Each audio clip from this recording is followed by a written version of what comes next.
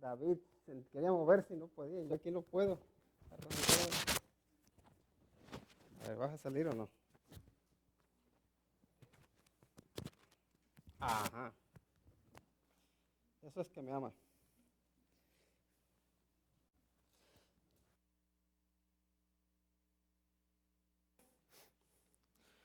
Bueno, pues voy a invitarles para que abran sus Biblias en Efesios capítulo 6. Vamos a leer de los versículos 13 al 17.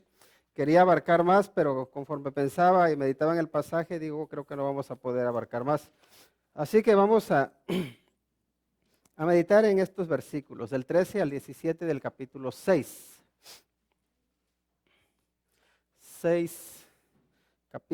Efesios capítulo 6, versículos del 13 al 17. Esperamos un poquito para que lo busquen.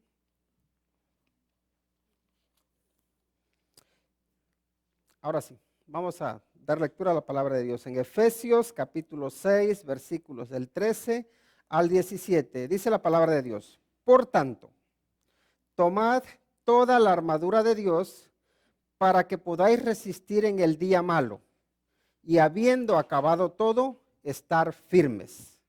Estad pues firmes, ceñidos vuestros lomos con la verdad, y vestidos con la coraza de justicia, y calzados los pies con el apresto del evangelio de la paz. Sobre todo, tomad el escudo de la fe, con que podáis apagar todos los dardos de fuego del maligno, y tomad el yelmo de la salvación y la espada del Espíritu, que es la palabra de Dios. Vamos a orar. Te agradecemos, Padre Santo, por el privilegio que tú nos das de poder abrir tu palabra, aprender de ella. Y también, Señor, gracias porque tenemos a tu Santo Espíritu, el cual nos guía. Porque sabemos que sin Él no somos capaces de discernir lo que tú nos dices en tu palabra. Pero gracias, Señor, por tu Santo Espíritu. Gracias, Padre, porque nos das el privilegio de poder reunirnos, de poder exhortarnos, de poder animarnos los unos a los otros. Por favor, Señor, te rogamos que tú hables a nuestra vida y que podamos honrarte y glorificarte como te mereces. Nos ponemos en tus manos y pedimos de tu bendición. En el nombre de nuestro Señor Jesucristo. Amén. El tema que vamos a tratar pues es obvio, ¿verdad? La armadura de Dios. Y bueno, especialmente quienes han crecido en las iglesias, siempre de una y de otra forma se les ha enseñado lo que es la armadura de Dios. Y antes de que consideremos cada aspecto de la armadura de Dios, creo que es importante que veamos lo que nos dice ahí en el versículo 13. Fíjense cómo dice, recuerden que estuvo diciendo el apóstol Pablo que nuestra lucha no es contra carne y sangre, sino que es contra las potestades, contra las huestes espirituales de maldad de las regiones celestes, ¿no? Entonces ya sabemos el enemigo que hay. Entonces, ahora nos habla de las armas que debemos tener para poder combatir contra tal enemigo. ¿Por qué? Porque no es una lucha carnal, no es una lucha cuerpo a cuerpo, si queremos ponerlo en esos términos. Es una lucha que se da principalmente en el ámbito de lo espiritual.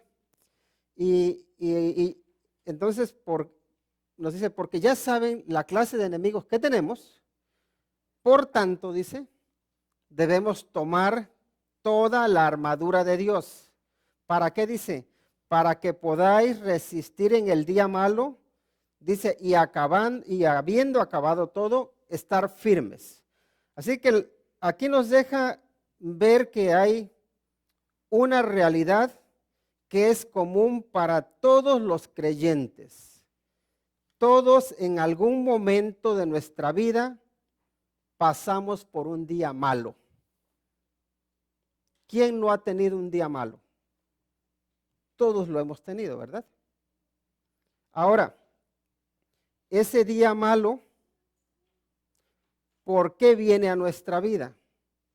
¿Viene a nuestra vida para derribarnos o viene a nuestra vida para fortalecernos?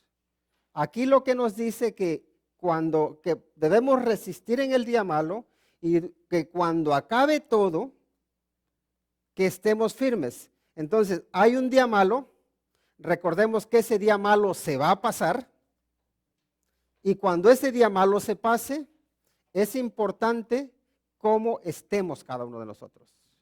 Y aquí lo que Él quiere es que estemos firmes, que estemos de pie. Y cuando pensaba en esto, yo no sé por qué me viene a la mente, lo que uno aprende de niño suele venirnos a la mente mucho, ¿no? Y me viene a la mente, no sé si recuerdan al Botija y el Chompiras, a los caquitos, ¿sí se acuerdan de ellos, verdad? Recuerdan que el Botija peinaba al Chompiras, le hacía su rayita en medio, rayita para acá, rayita para allá, y luego ¡zas! Le daba un bofetón, ¿verdad? El pobre Chompiras se giraba, daba la vuelta y caía de pie, quedaba así, quedaba firme. Y estaba listo para la otra. Y le daba la vuelta atrás y ¡zas! Y volvía a quedar firme. Y esa es la idea que me venía a la mente, ¿no? Cuando te viene el día malo, cuando te dan un bofetón, que parece que te van a derribar, que ya se acabó todo, te das la vuelta como el Chompiras y te quedas firme. Estoy listo. Todavía estoy preparado para la batalla. Todavía puedo recibir golpes. Esa es la idea que nos da aquí.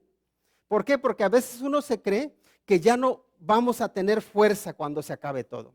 Pero hay una cosa que les quiero decir. Sí, todos nosotros en algún momento vamos a tener un día malo. De hecho, va a venir un día que será peor que el malo. Pero recordemos las promesas de Dios también, que nos dice, no os ha sobrevenido ninguna tentación o ninguna prueba que no sea humana, dice. Pero fiel es Dios que no os dejará ser tentados o probados más allá de lo que podáis resistir, dice. Dios no va a permitir que pases por pruebas que no puedas soportar, sino que juntamente con la prueba te va a dar la salida, dice. Dios nos prueba, podemos decir, y como se suele decir, Dios aprieta pero no ahorca. Dios no quiere derribarte, lo que quiere es fortalecerte. Y el día malo va a venir, a todos nos viene el día malo. A mí, yo recuerdo a lo largo de mi vida, me han venido muchos días malos. Muchos. Pero también les puedo decir que en todos esos días Dios ha estado presente. Y a ti en cada día malo que te venga, recuerda que Dios está ahí. Que aún está cuidándote.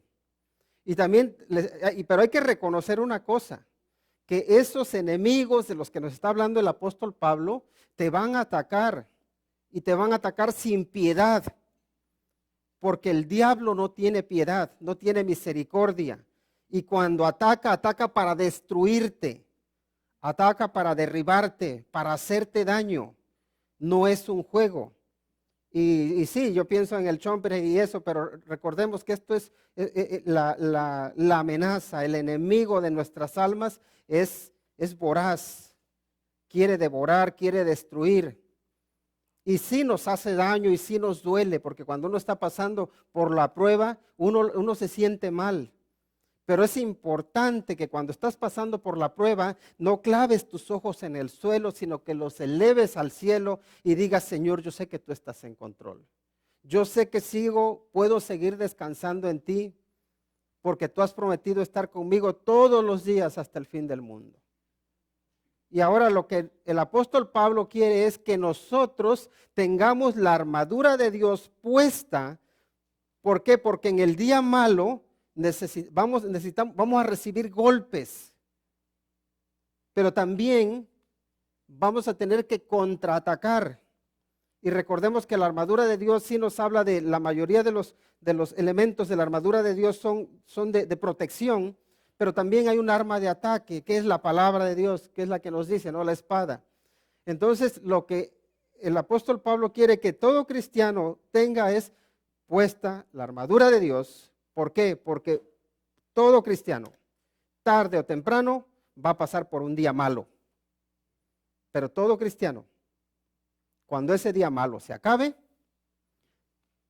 debe estar de pie. No derribado, no caído, no sin esperanza.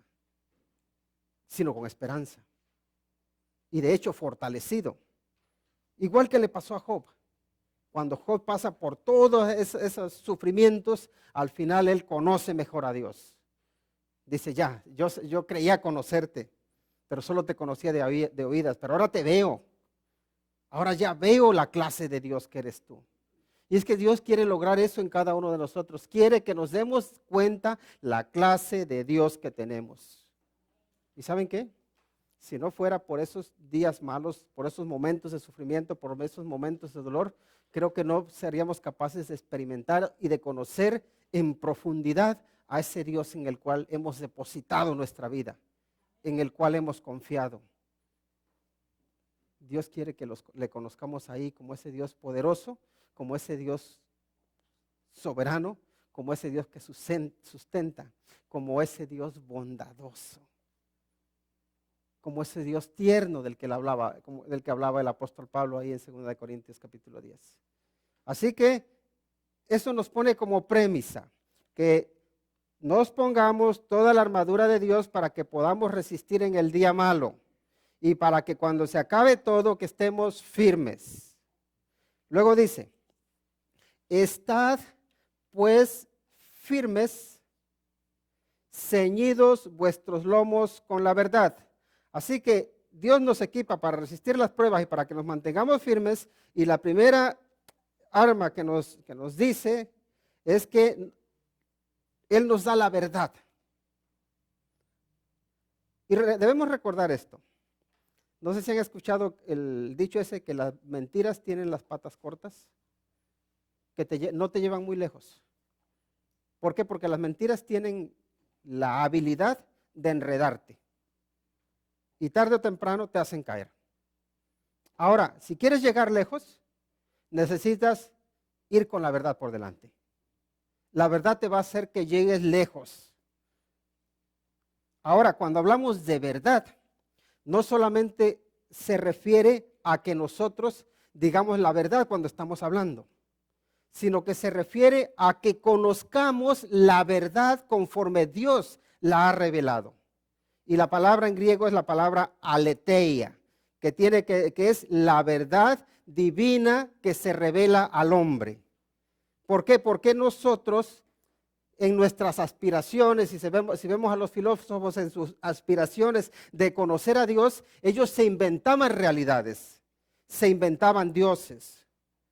Y vemos toda la mitología griega, ¿verdad? Que está llena de dioses. Vemos también los pueblos que rodeaban a Israel. Tenían muchos dioses. Ellos, hasta donde su mente llegaba a entender, ellos decían, tiene que haber una deidad, tiene que haber alguien más grande que nosotros. Pero no lo conocemos, así que ¿qué vamos a hacer? Lo que vamos a hacer es inventárnoslo.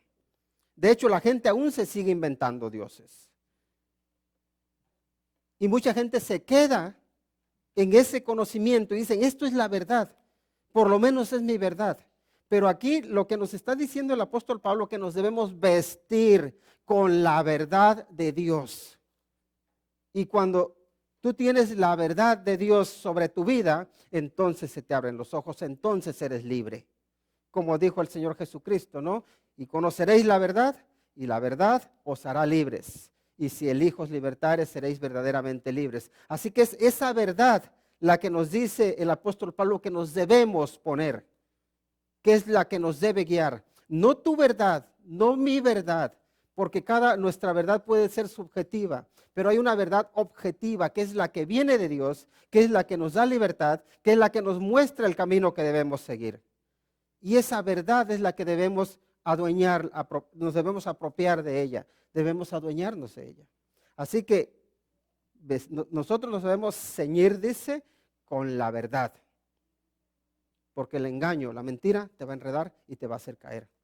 Pero la verdad te va a llevar lejos, muy lejos. Te lleva hasta la eternidad. La siguiente es que nosotros debemos vestirnos con la justicia.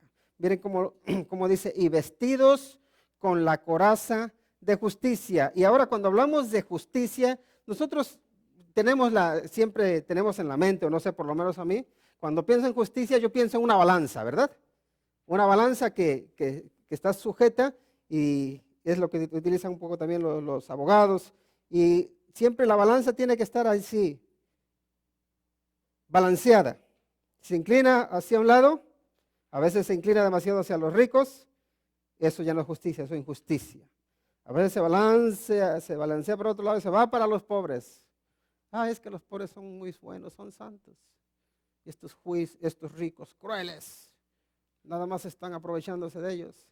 Y nos vamos a la injusticia, ¿verdad? Pero hay una balanza. Entonces pensamos en esa justicia. Y sí, es verdad que necesitamos esa justicia.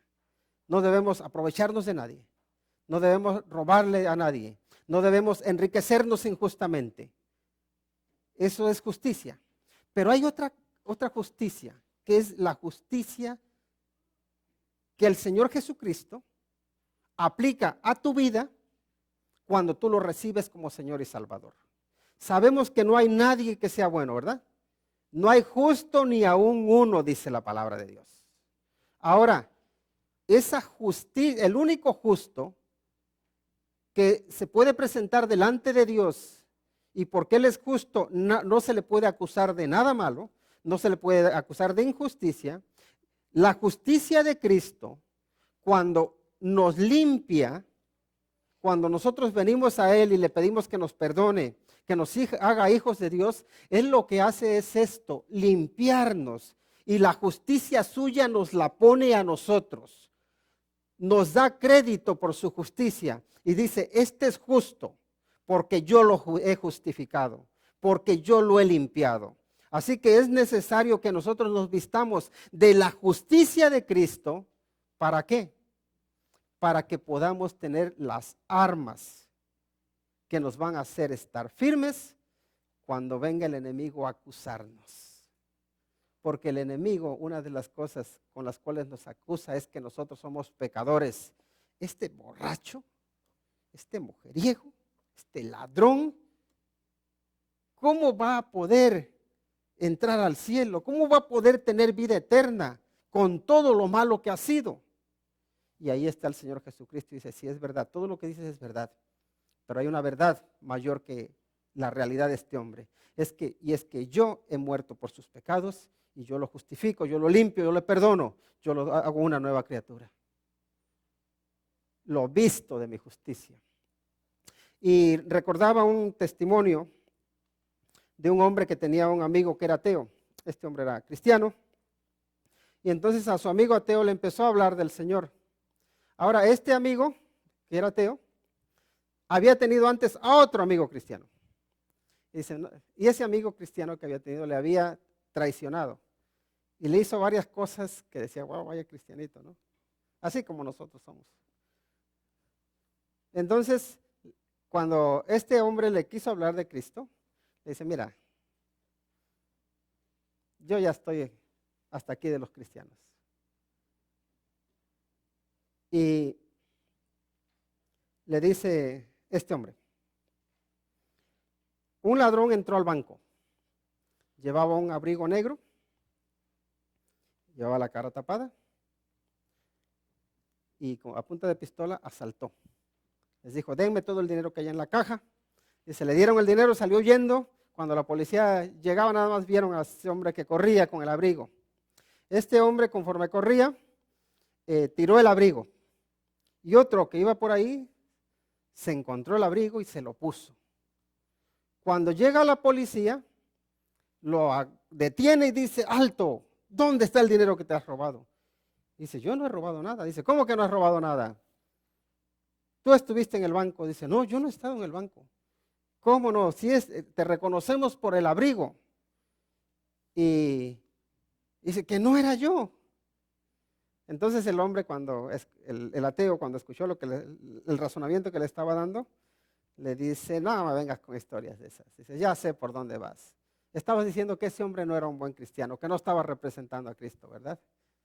Y por eso dice, pero eso es muy fácil justificarse. Uno puede decir, no, pues es que no tienes que juzgar a todos los cristianos porque uno se portó mal. Dice, pero lo cierto es que a mí me ha defraudado. Así que este hombre dice que no le volvió a hablar más del evangelio. Nada más, pero sí siguió siendo su amigo. Dice, y en las necesidades, ahí estaba presente. Y cuando había que tomar decisiones, tomaba decisiones que buscaran agradar a Dios. Después de un tiempo, este hombre le preguntó él mismo de Jesucristo, le preguntó de Dios y ya le empezó a hablar y se entregó al Señor Jesucristo. Y al final le dice, gracias por vestirte de Cristo, gracias por ponerte su abrigo, te queda bien. Y creo que eso es lo que hace falta de cada uno de nosotros, ponernos el abrigo del Señor Jesucristo para que nos identifiquen con Él. Sí, con nuestras palabras, pero también y principalmente con nuestros hechos.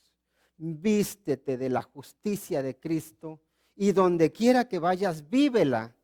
Y entonces podrás dar testimonio que impacte, que cambie vidas, que haga a la gente darse cuenta de que hay una justicia divina y tú la llevas puesta en tu vida. Eso es lo que quiere el Señor Jesucristo, vestirnos de Él, vestirnos de su justicia, pero es necesario ponernos nosotros esa justicia. Así que debemos que vestirnos, como nos dice que primero que nos ciñamos con la verdad, que nos vistamos con la coraza de justicia. Y esa coraza de justicia lo que hace es proteger, ¿verdad? ¿Qué te puede proteger de falsas acusaciones?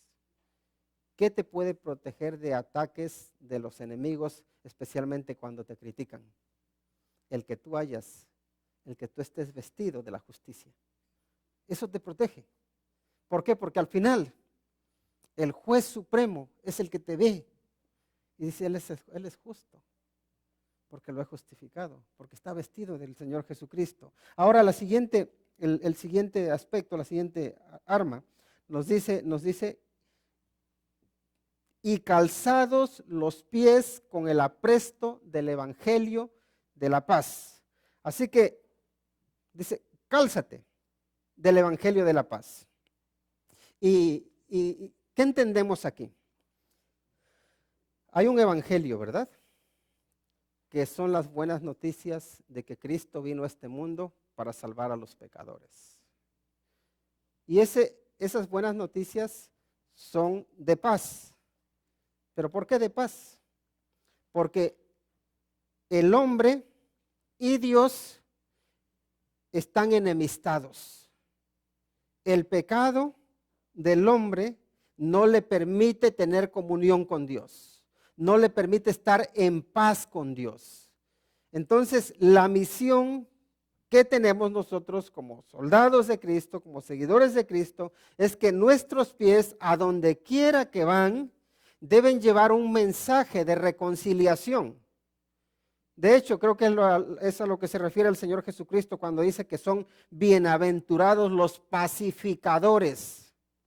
¿Por qué? Porque nosotros deberíamos ir a donde vamos llevando la paz para que el hombre que esté enemistado con Dios pueda tener amistad.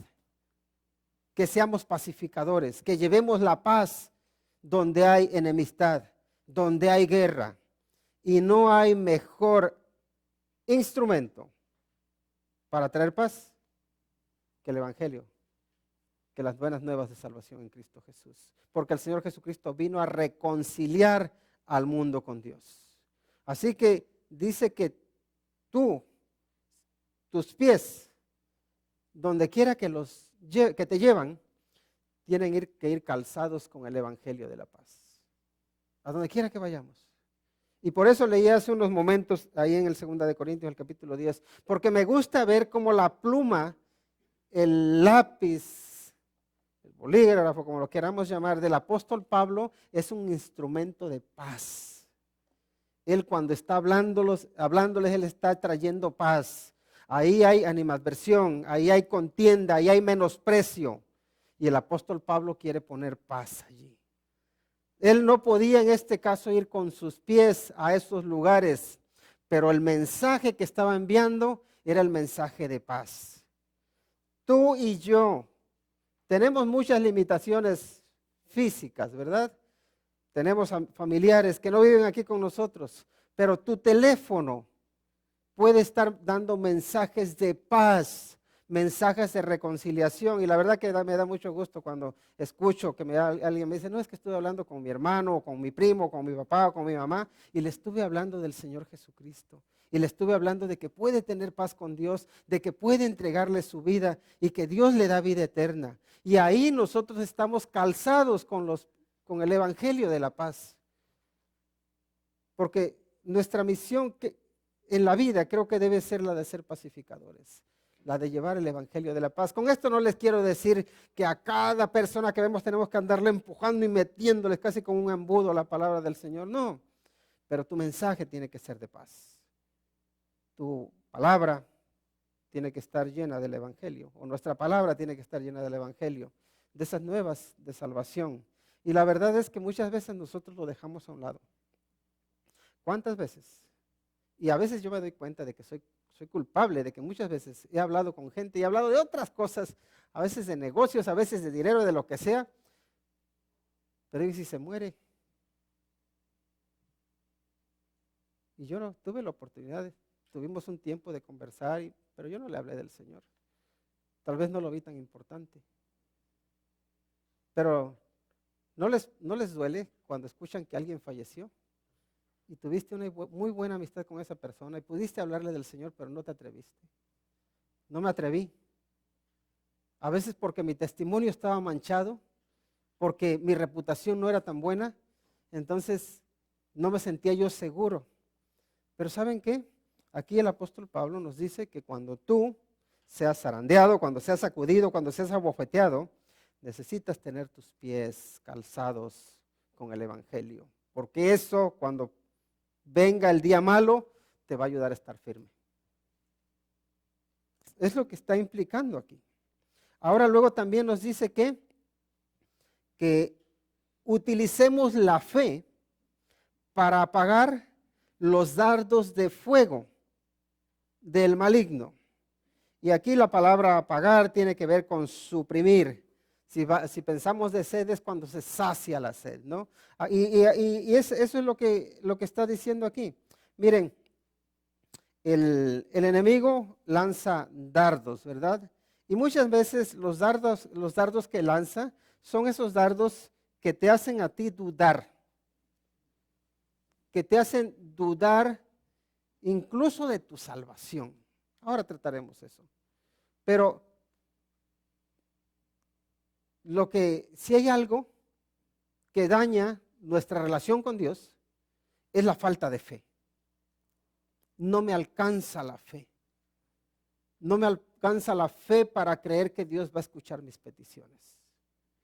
No me alcanza la fe porque me creo que cuando ya todo está fuera de mi control, cuando veo que humanamente yo ya no puedo hacer más, y digo, es que aquí lo único que me queda es esperar en Dios. A veces ese único que me queda, a veces como que uno lo menosprecia, como que no es tanto, pero es lo máximo. Cuando lo único que te queda es esperar en Dios, tu fe se pone a prueba, pero también si ves que no te alcanza la fe, dile, Señor, ayúdame, aumenta mi fe, no permitas que dude, no permitas, Señor, que ahora sí los dardos de fuego que me está lanzando el enemigo, que me hundan y que me impidan ver hacia el futuro, a un futuro esperanzador. Y ojo, yo no estoy diciendo que todo lo que tú pidas se te tiene que cumplir, pero sí te digo que todo aquello que tú pidas, se te cumpla o no, si tu fe es una fe que va más allá de la conveniencia egoísta, vas a poder descansar, vas a poder estar tranquilo. ¿Por qué? Porque tú sabes que Dios al final, encima del daño, encima de los sufrimientos que pases, Él tiene un plan que es perfecto, que es eterno, que es mucho mejor de lo que siquiera yo me puedo imaginar, incluso cuando no consiga lo que yo pida. Porque la fe va más allá de lo que yo reciba o deja de recibir. Mi fe tiene que ver con confiar en Dios de forma plena. diciendo, Señor, yo confío en ti para el bien y para el mal, para la risa, pero también para el llanto, para la salud, pero también para la enfermedad, para la vida, pero también para la muerte. Confío en ti por encima de todo. Vistámonos de la fe, porque ¿saben qué? Dios utiliza nuestra fe para afianzarnos. Dios utiliza nuestra fe para no caer cuando el enemigo te ataque. Y el enemigo te va a atacar. Si hay algo de lo que no debemos dudar, es de que vas a recibir ataques. El Señor Jesucristo nos lo dijo. Es lo que le dijo a Pedro, ¿no? Dice el diablo, dice Satanás, os ha pedido para zarandearos, ¿verdad? Para agarrarlos como el trigo. Ya saben ustedes cómo es el trigo, ¿no? O si no, al maíz, la milpa, ¿no? Cuando uno agarra una milpa, la sacude así. Y ahí uno tiembla y no hay fuerza, ¿no? Dice, el diablo te ha pedido para zarandearte. Pero ¿sabes qué? Yo he pedido por ti, le dice el Señor Jesús. Yo he pedido por ti, Pedro, ¿por qué? Para que tu fe no falte. Y le dice más. Y tú, dice, cuando hayas vuelto, afirma a tus hermanos. O sea que el Señor Jesucristo le estaba diciendo a Pedro, Pedro, el diablo te va a sacudir, te va a doler, incluso vas a caerte, pero vas a volver. Y tengo una misión para ti. Cuando tú te hayas levantado, cuando haya acabado todo y tú estés firme, afirma a tus hermanos, dice. Porque tengo una obra que te encomiendo a ti.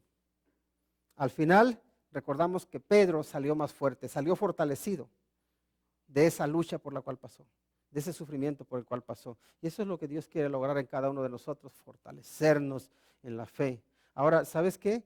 El diablo te puede atacar de muchas maneras, pero si tu fe está, si tus ojos están fijos en Cristo, no te vas a alejar. No vas a atribuir a Dios despropósito, en todo vas a ver propósito.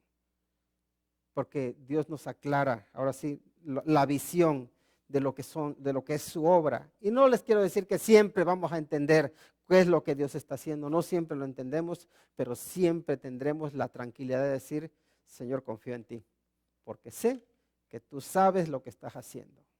E incluso sé que lo que estás haciendo es lo mejor. Confiemos. Luego también nos dice que nos pongamos el casco de la salvación. O aquí lo que dice es el yelmo, ¿no? Dice en el versículo 17, y tomad el yelmo de la salvación. Y el yelmo de la salvación, pues ya sabemos que era ese casco, ¿verdad? Que protegía la cabeza. Ahora, aquí lo que implica es protección, sí, podemos decir externa, pero para los soldados era una protección externa. Pero para nosotros la protección es la protección interna, la protección de nuestros pensamientos, de nuestra mente. Sí saben que nuestra mente nos hace muchas malas pasadas, ¿verdad? Muchas veces nuestra mente crea unas realidades peores que la realidad misma. Es decir, nuestra mente muchas veces nos engaña. O piensen, a veces tienes unas palabritas con alguien y no fue gran cosa, pero llegas a tu casa y empiezas a pensar, mira lo que me dijo, ¿por qué me lo habrá dicho? Y las dice, es que hace tiempo también dijo esto o hizo esto. Y empiezas y terminas siendo tu enemigo. Y tal vez la persona se le escaparon unas palabras. Puede ser que también esté pensando igual que tú. Y ya cuando llegue venga con arma y todo dispuesto, y con escudo dispuesto a protegerse y a defenderse. Pero uno en su mente se inventa unos enemigos, unas realidades que no son realidad, porque nos engañamos. Y no sé por qué, pero tenemos la tendencia a pensar hacia el mal. Entonces lo que tenemos que hacer es proteger nuestra mente. ¿Y cómo protegemos nuestra mente? la protegemos con la salvación. ¿Cómo está eso? Sí. Miren, tu identidad es muy importante que la reconozcas. ¿Tú quién eres en Dios? ¿Eres hijo de Dios o eres sobrino o primo o vecino? ¿Qué eres con relación a Dios? ¿Él es tu Padre? ¿Él es tu Salvador? ¿Él es tu protector? ¿Eres su amado? ¿Eres la niña de sus ojos? ¿O qué eres para con Dios? Conforme tú te veas, conforme tú sepas que eres en base a quién es Dios, en base a lo que Dios ha hecho, entonces tú podrás tener seguridad. Entonces incluso tendrás una mente un poco más positiva. ¿Por qué? Porque si tú dices, y yo no sé si les ha pasado, pero incluso personas que vienen a la iglesia y las que no vienen a la iglesia. Algunos dicen, no, es que yo estoy yendo a la iglesia, entonces tengo que portarme mejor. Tengo que dar buen testimonio, ¿no? Luego, los que no están yendo, cuando alguien no está asistiendo a la iglesia, dicen, no, es que yo ando apartado. Y de alguna manera están justificándose. ¿Cómo se consideran? Yo soy un apartado. Y como yo soy un apartado, me comporto como un apartado. Pero cuando tú dices, no, yo estoy en comunión. Y porque yo estoy en comunión con Dios, entonces me comporto como alguien que está en comunión. Y uno, según se mira, así se comporta. Ahora, ¿tú te ves como un hijo de Dios?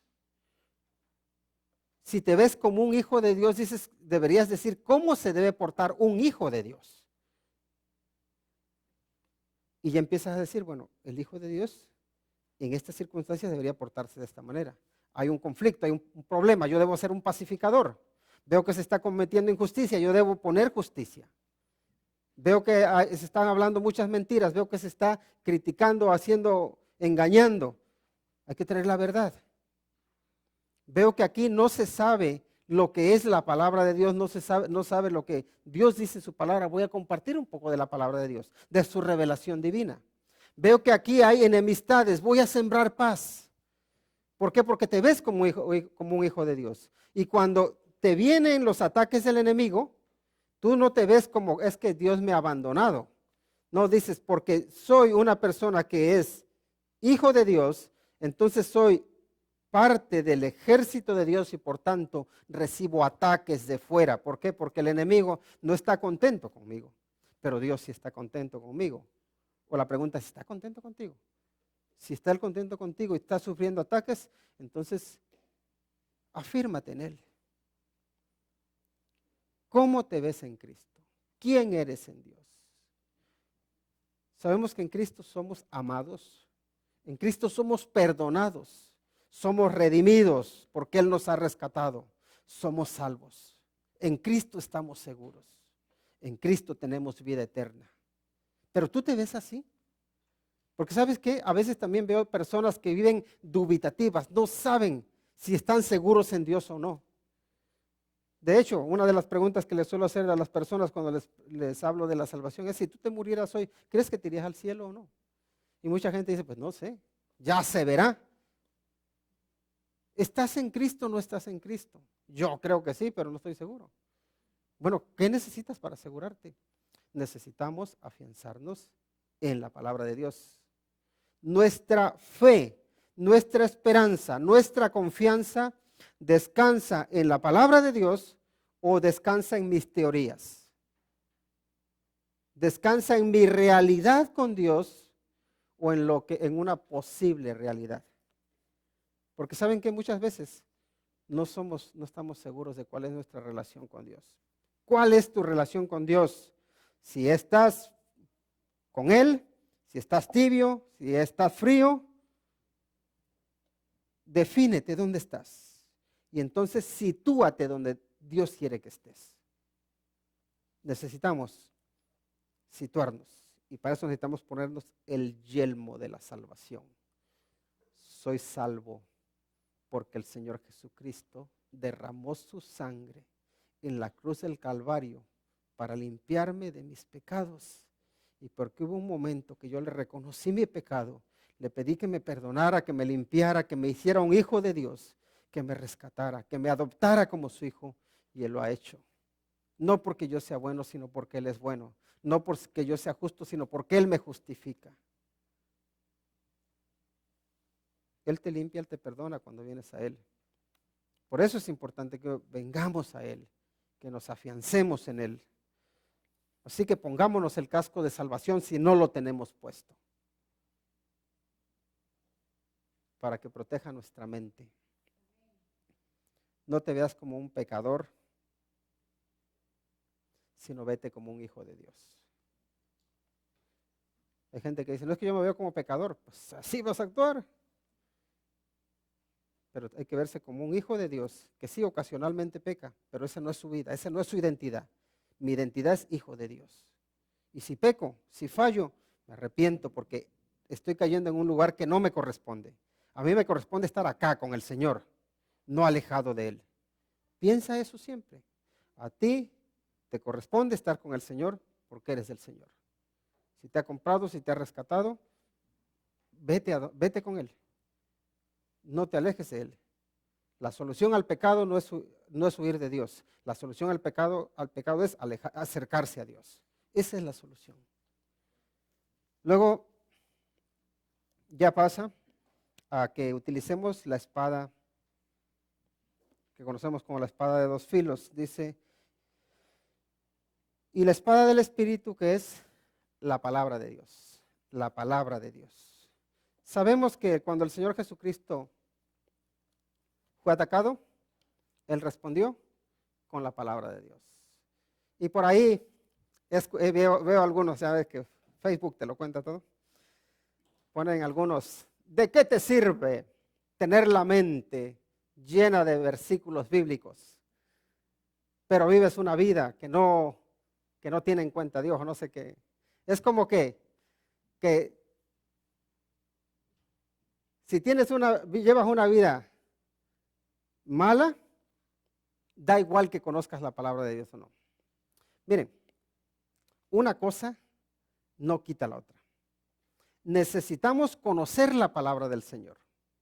Necesitamos aprenderla, necesitamos memorizarla, necesitamos meditar en ella y entender lo que el Señor quiere de nosotros y para nosotros. Debemos llenar nuestra mente de la palabra de Dios. Ahora, eso debe reflejarse en nuestro diario vivir.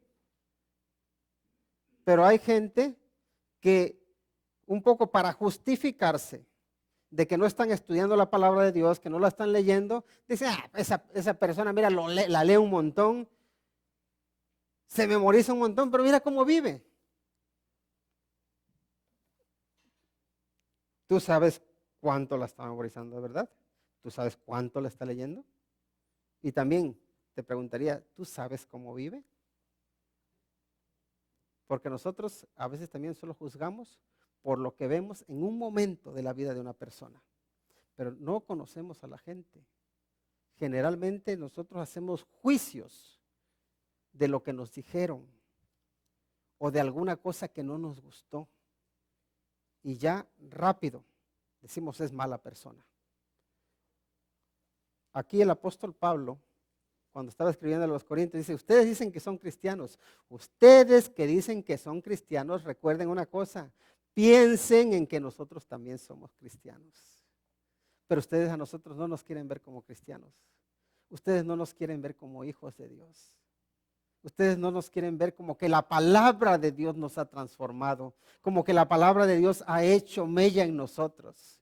La palabra de Dios, cuando toca el corazón de una persona, cuando toca su mente, produce cambios.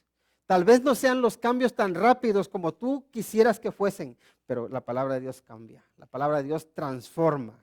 Por eso les digo, llénense o llenémonos de la palabra de Dios porque cambia, porque transforma.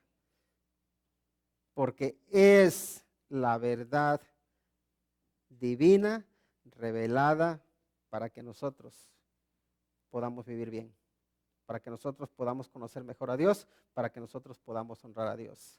Así que vistámonos de la armadura de Dios, ¿para qué? Para que cuando nos den, que nos van a dar, cuando pasemos por el día malo, nos mantengamos firmes.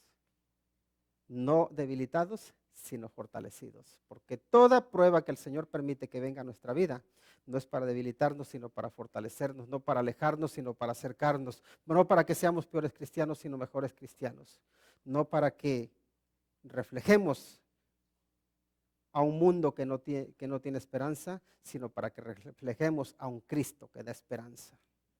No para que nos vistamos de injusticia, sino para que nos vistamos de la justicia de Cristo Jesús. Vamos a orar. Te agradecemos, Señor, porque tú estás aquí con nosotros. Porque tú, Señor, nos das tu palabra. Porque en tu palabra nos instruyes que es posible honrarte. Que es posible soportar el día malo y salir fortalecido. Señor, te ruego por cada uno de mis hermanos y hermanas que están pasando por ese día de prueba, por esas luchas, por ese sufrimiento, para que tú, Señor, les des de tu consuelo, para que tú con tu ternura les abraces, les fortalezcas, les llenes de tu paz. Y también, Señor, para que tú, Señor, a cada uno de nosotros nos aumentes la fe y nos permitas honrarte y glorificarte como te mereces. Padre, gracias por tu palabra, gracias por las armas de nuestra milicia, que no son carnales, sino poderosas en Dios para la destrucción de fortalezas. Señor, toda fortaleza cae en el nombre de Cristo Jesús. Y cualquier fortaleza que haya en nuestra vida que no podamos vencer, en el nombre de nuestro Señor Jesucristo te rogamos porque tú nos des la victoria, porque seamos más que vencedores en Cristo Jesús. Por medio de él oramos. Amén.